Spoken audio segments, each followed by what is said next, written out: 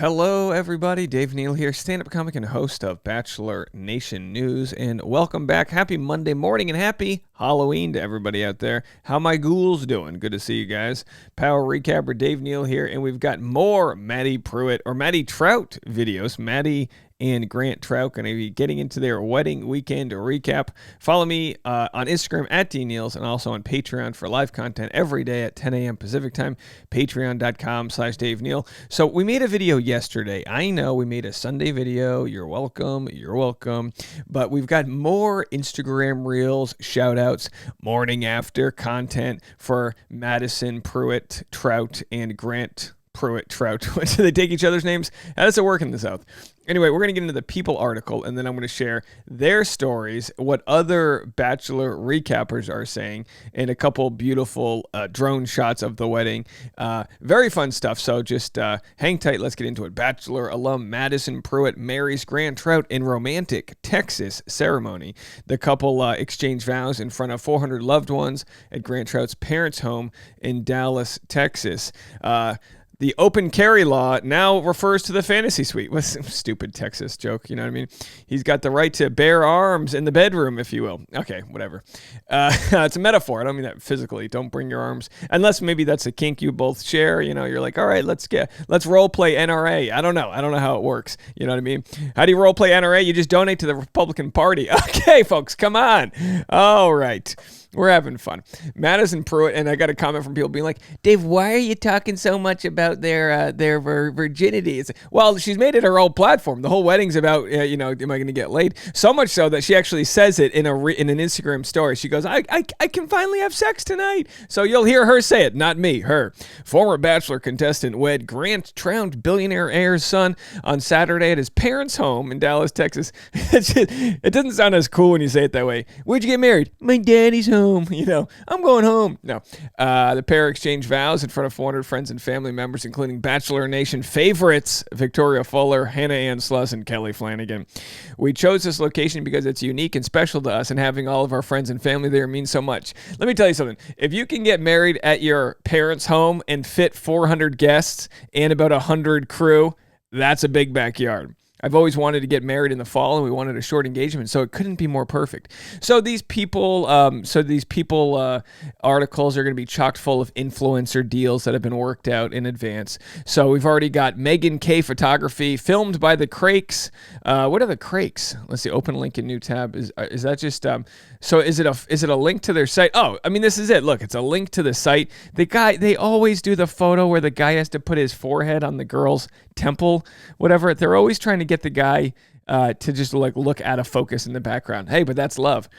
All right, the romantic. So we've already got two. We've got Megan K photography. We've got the Crakes. And let's keep it going. The romantic occasion comes 3 months after Prewett and Trout's whirlwind engagement. 90 days after their engagement. I'm not kidding. I have teeth that haven't been flossed since. I'm always looking for new ways. I've got toenails I haven't clipped yet that are older than this engagement. You know what I mean? They worked with Whitney Bailey on engagement events to create an unforgettable romantic event. So that's 3 event companies so far that they've, sponsored. Good for them. Although they don't need to do this. They don't need to shout out these other companies. Did they not get a good enough deal? If I'm the son of a billionaire, if I'm the son of a billionaire and I'm like the photography company, the Crakes or whatever, which is a weird name, Crakes, the Crumps, Crakes. If I'm the Crakes, don't if the Crakes are shaking, if the Crakes are shakes, don't come a knocking. What? If I'm the Crakes and a billionaire's son's like, we're gonna get married, we'll mention you in People, can you give us 20% off? I'd be like, no, I'm gonna charge you 20% more for the taxes you probably don't pay. Why is it always about taxes and sex? Because that's the USA, folks. Taxes and sex, that's how we do it here. All right, trying to hit the thing here. Okay, Prewett held a bridal brunch the day before. Who cares? We already covered that. Worth the wait. So they've got this. They've been getting a lot of criticism for the lettering that went into the train here, and by train I mean the bridal train, not the not the sexual maneuver. It said worth the wait, but I've been thinking about it. I've actually I had some better ideas. They were thinking, well, should we say worth the wait? What should we say? Well, I was thinking that they could possibly use the Bachelor Rush Hour here as a proposed font for the train. Just, hey, if the wedding's going to be sponsored by the Crakes and all these other companies and PR, why don't they rent out some of the train to power recappers like me? I don't know if you guys knew this, but Bachelor Rush Hour, the new podcast we have that officially launches tomorrow, but we started on Friday, has received so many subscribers, so many people have followed it, and it's gotten so many ratings and reviews, over 100 at this point, that it's actually ranked number 2. Can you believe this? The new podcast is ranked number 2 on entertainment news podcasts in all of the United States of America. So I was just thinking we could do Bachelor Rush Hour down there and maybe just, sponsor just a subtle number 2 podcast, entertainment news podcast in the USA. I don't know. We maybe for the next wedding. And if people are wondering like, well, when can we listen to it? It's like, well, the truth is always in the right there. Listen at 5 p.m. Eastern time every single day. So we'll be live. We'll have the podcast out today at 5 p.m. Link in the comment section for how to listen to podcast. But yeah, like I'm not kidding. It's just been a whirlwind of an experience finding this out. If you go to Chartable, you can see right here, Bachelor Rush Hour with Dave Neal, and you can see all the places. United States of America news. It's now ranking in the top 100 podcasts in news, which is sad because we have a big election coming up next week, and my podcast should not be in the top 100 in news. But thank you guys very much for that. Number 48 in news in all of Canada. We're doing okay in Germany, top 50 in Germany. And of course, down there in Croatia, we fell out. We fell out of the charts in Croatia. Where are my Croatians out there? We were number 1. We're number 1 in entertainment news in Croatia. Anyway, those are the rankings. We're going to be doing a podcast every single day of the week. I'm going to need you guys to subscribe, follow, rank it, rate it, review it, and all those things. I will be giving some, I don't know what the award is yet, but I'll have some form of award for people out there that hit the review button. All right, back to it. Yep, little promotion there for us. Getting ready for the big day ahead, Prewett wore a special customized robe from Victoria's Secret. That's number 4. Featured her new last name on the back as she got her hair and makeup done. Her bridal party, comprised of 2 maids of honor and 6 bridesmaids, wore comfy cami sets from Victoria's Secrets before slipping into their gowns from the bar. That's 5. Prewett's hair was done by her trusted stylist, Chrissy Rasmussen. 6. From the Habit Salon. 7. Those are 2 different ones. Makeup done by Natalie Mass. This is 8, which is as many bridesmaids as she had. Let's see if we have any more than that. When God Made You. Pretty walk down the aisle to When God Made You by New Song, wearing a custom-made dress by Nardo's Design. That's 9. The brand specifically created all of her wedding weekend looks.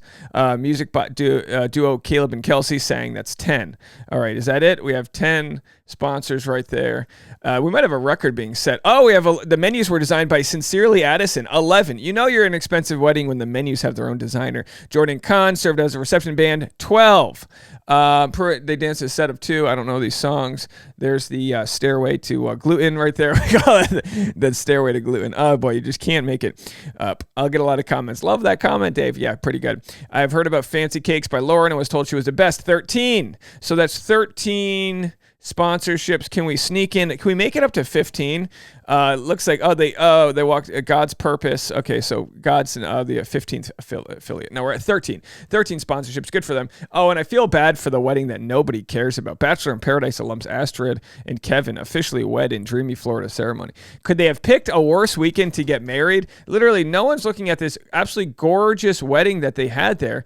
Blake Horstman was there, stars Rachel Lindsay, and some others were there. Whirlwind romance here at the Powell Crosley estate in Sarasota, Florida. So they got engaged and postponed their wedding because of COVID and finally walked down the aisle here. Is that their own kid? Do they have a kid? There you go. Okay, this is nice. This is the opposite of waiting till marriage. They procreated before marriage. Hey, totally fine in my book. I don't think God really cares, to be quite honest with you. Oh, save your Bible passages for me. I just don't think it matters. We have bigger issues. Let's get clean water in Detroit. And how about a country that prioritizes healthcare? You know what I mean? Okay. It's like, nice. I love that, so-and-so designed your wedding menus. Can we please get socialized medicine in the land of the free, for God's sake? God's in heaven going, what are you guys doing down there? We're trying to provide for you.